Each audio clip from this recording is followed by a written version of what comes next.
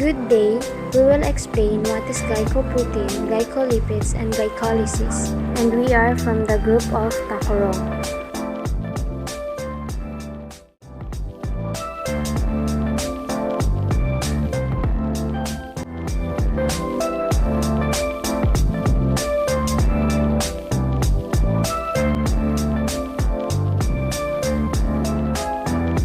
Hi, this is Ayyessah Sumail.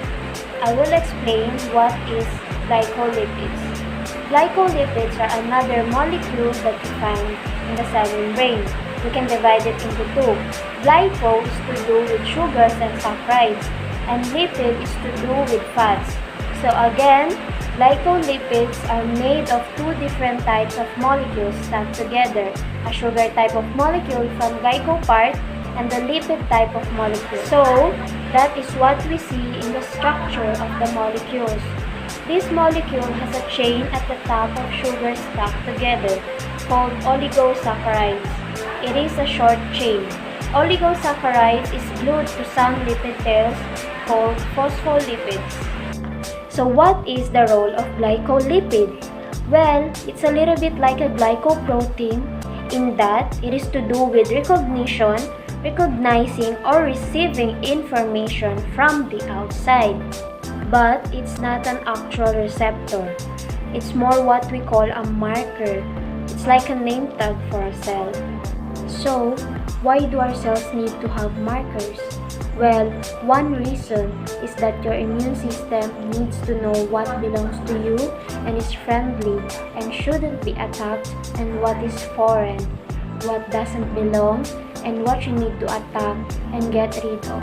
And so your body relies on these markers to determine what is cell. Like what it should be here, what a name tag that makes sense, and what's something that we don't recognize. And another thing is, you also need inside your body to recognize cell types. If you ever have seen like a surgery or something and seen inside of someone's cavity, like the abdominal cavity, everything in there is jammed in tight. There's intestine, and there's a liver, and there's a spleen, and a pancreas and kidneys, and it's all smooshed up together. But when they open up somebody, these parts are separate, like they are not all glued together in one solid mass. The liver is not glued irreparably to the kidneys. They are two separate items. So, how does the liver cell know not to stick to the kidney cell? But it knows that it should stick to other liver cells. And that is one of the reasons why cells have these markers. So, if two liver cells go up to each other, they can detect each other's markers and like, okay, you're a liver, we should stick together, we're gonna build another liver. But if the liver cell comes up against the kidney cell, they can say, okay, well, we're both Sumail cells, so that's okay. But I'm a kidney, you're a liver, we need to not glue ourselves together.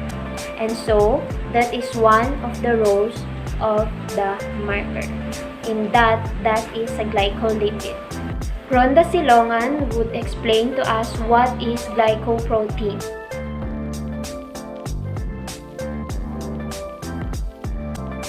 Thank you so much, Sumail. Now, we talk about glycoprotein. Glycoproteins are proteins which contains oligosaccharide chains covalently attached to amino acid side chain. The carbohydrates is attached to the protein in a constranslational or post-translational modification. Glycoprotein is a type of protein molecule that has had the carbohydrates attached to it. The carbohydrates is an oligosaccharide chain that is covalently bonded to the polypeptide side chains of the protein. Because of the OH or serine groups, sugars, glycoproteins are more hydrophilic than simple protein. Glycoproteins perform occur synthesis in two organelles in sequence such as endoplasmic reticulum and the Golgi apparatus. The carbohydrate core is attached to the protein both co-translational and post-translationally. The ribosome bearing the mRNA which codes for the proteins attached to the endoplasmic reticulum. There are three types of glycoproteins based on their structure and the mechanism of synthesis: N-linked glycoproteins, O-linked glycoproteins, and enzymatic glycosylated glycoproteins. N-linked glycoproteins are synthesized and modified within two membrane-bound organelles in the cell: the raw endoplasmic reticulum and the Golgi apparatus. The O-linked glycoproteins are usually synthesized by the addition of sugar residues to the hydroxyl side chain of the serine or threonine residues in the polypeptides in the Golgi apparatus. Enzymatic glycosylation or glycation creates glycoproteins by the chemical addition of sugar to polypeptides.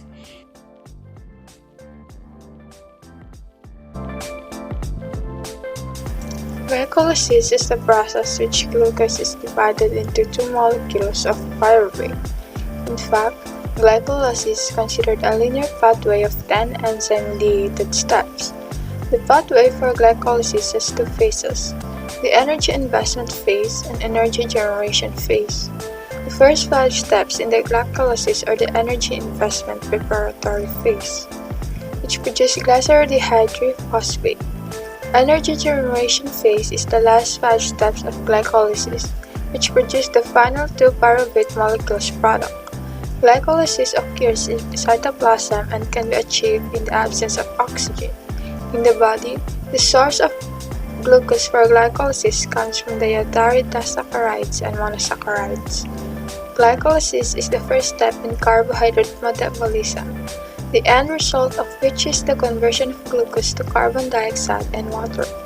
When total oxidation of glucose to carbon dioxide ended, a large amount of energy is converted into ATP. During glycolysis, 2 molecules of NADH and a net 2 molecules of ATP are generated. 2 molecules of ATP are used to get the pathway started when 4 molecules are then synthesized. Thus, there is a net production of 2 ATP molecules for each glucose molecule converted to 2 molecules of pyruvate.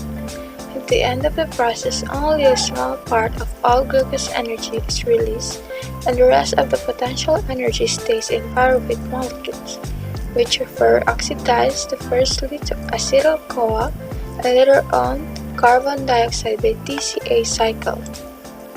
Glycolysis is essential to most living cells both from the energy point of view and a source of precursors for many other metabolic pathways. And the rate of carbon flow through glycolysis, namely the amount of glucose converted to pyruvate per unit time, is regulated to meet these 2 basic needs for the cell. From the energy point of view, although glycolysis is a relatively inefficient pathway, it can occur in the absence of oxygen, a condition in which life evolved on Earth and that many contemporary cells, both eukaryotic and prokaryotic, experience. Thank you, Farhana. So now we will talking about the steps of glycolysis. Glycolysis, the energy investment. These are the steps of glycolysis. Step 1. Glucose is phosphorylated by the enzyme hexokinase to form glucose 6-phosphate. Glucose gains energy by being phosphorylated at the expense of 1 ATP. Step 2. Glucose 6-phosphate is converted into its isomer, fructose 6-phosphate, by an isomerase enzyme. By converting into its isomer, the molecule is further energized. Step 3. Fructose 6-phosphate is phosphorylated by the enzyme phosphofructokinase to form fructose 1,6-bisphosphate. This step adds even more energy, the molecule at the expense of 1 ATP. Step 4. Fructose 1,6-bisphosphate is split into 2 molecules, the hydroxyacetone phosphate and glyceraldehyde phosphate. Step 5. The hydroxyacetone phosphate is converted into glyceraldehyde triphosphate. This reaction runs in both directions, but because the glyceraldehyde 3-phosphate is converted further in glycolysis. The equilibrium favors the information of glyceraldehyde 3-phosphate.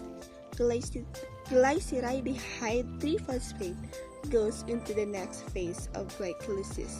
The energy pays off and phase. That's all about the step 1 to 5 of glycolysis. And now, Yahra Datang will continue to discuss 6 to 10 steps of glycolysis. Step 6. Glyceraldehyde phosphate is oxidized and phosphorylated by the enzyme triphosphate dehydrogenase to produce 1,3-bisphosphoglycerate. 2 molecules of NADH plus H plus are produced. This is an example of a coupled reaction. The highly exergonic redox reaction fueled the endergonic formation of the phosphate bond. Step 7. A phosphate group is removed from each 1,3-bisphosphoglycerate to make 2 ATP and 3 phosphoglycerate. This reaction is mediated by the enzyme phosphoglycerokinase. This reaction is an example of substrate-level phosphorylation. A phosphate group was removed from a substrate molecule and added to ADP to make ATP. Step 8. The remaining phosphate group is transferred to the middle carbon by the enzyme phosphoglyceromatase. This reaction will energize the molecule and make it less stable. 2 phosphoglycerate results.